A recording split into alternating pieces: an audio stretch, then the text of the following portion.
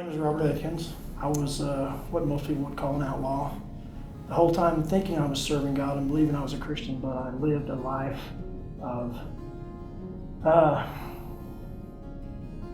sex, drugs, and satisfying me.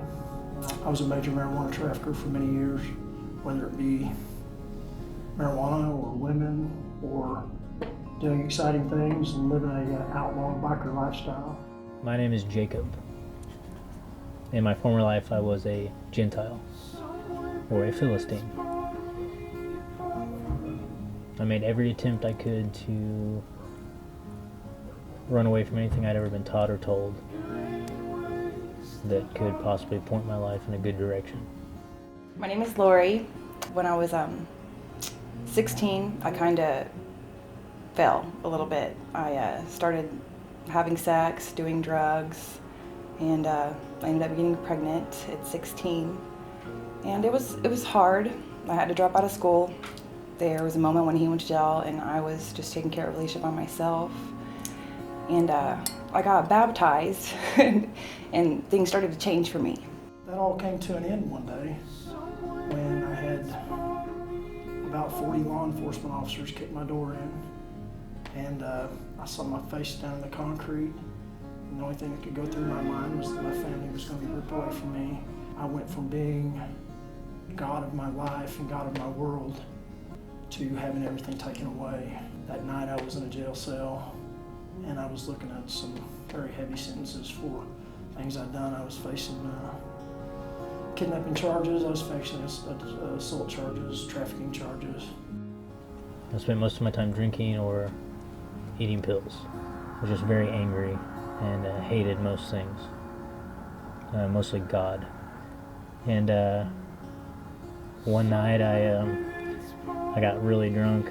I started trying to fight some people and I tried to walk home. I left again and I was really stumbly and like falling down and stuff, and I ended up in basically a Burger Street parking lot at 21st and Harvard, and didn't know really how I got there, and I didn't have my glasses and I didn't have any shoes on, and there were cigarettes all over the place, and it had happened tons of times before, but for some reason this time it really bothered me and I didn't really know why.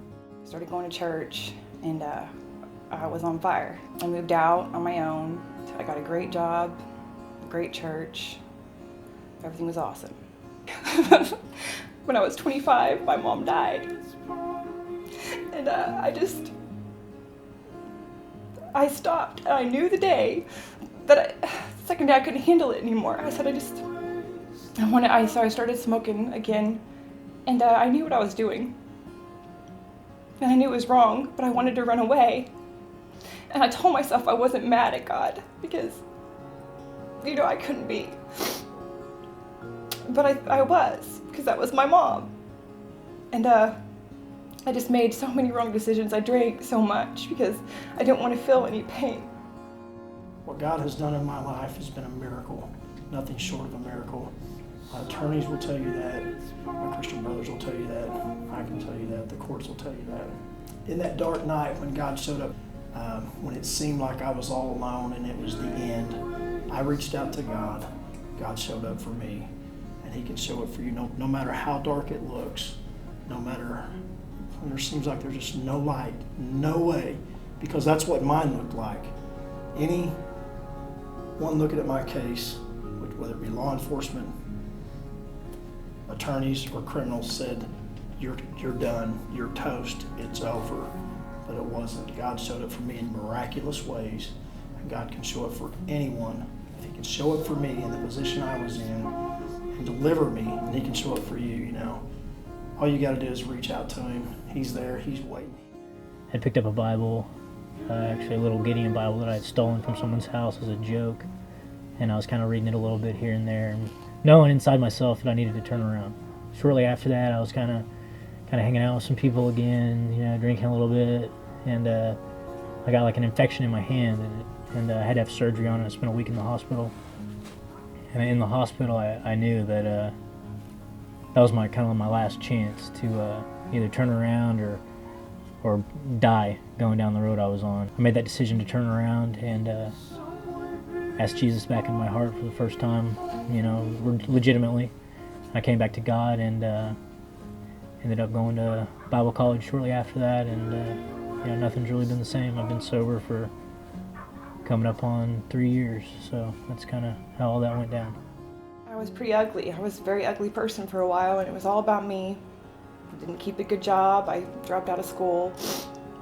I hadn't prayed in forever. I don't even know how long it's been since I prayed. And God kept on seeking me. He kept on seeking me. He never stopped. And one day I was just outside and it just hit me. I was smoking and drinking, and I said, I'm gonna stop. And I just talked to the Lord. I confessed my sins. I told him, I know you're here with me. I told him that I was mad at him and that I was sorry. It just felt really good to know that there is an amazing God that will heal you. And he loves you no matter what. And if he did it for me, he can do it for you.